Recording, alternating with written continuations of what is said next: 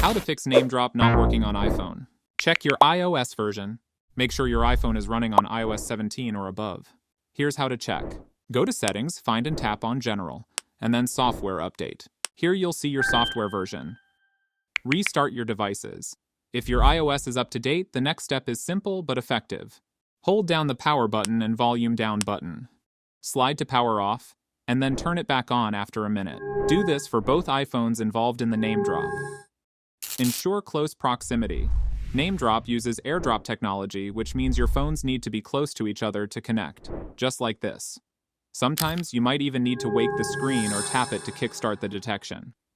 Check AirDrop settings. Go to Settings, scroll down and tap on General, and then click on AirDrop. Let's make sure your AirDrop settings aren't stopping you. Set it to Everyone temporarily to rule out any issues. Make sure Bringing Devices Together option is turned on. Reset network settings. Go back to General Settings, scroll down and click on the Transfer or Reset iPhone. Click on the Reset and choose Reset Network Settings. Keep in mind, this will erase your saved Wi-Fi networks and passwords, so be sure to have those handy before you proceed. Once your phone restarts, try using namedrop again. Bring the phones close and it should work as intended. And that's it.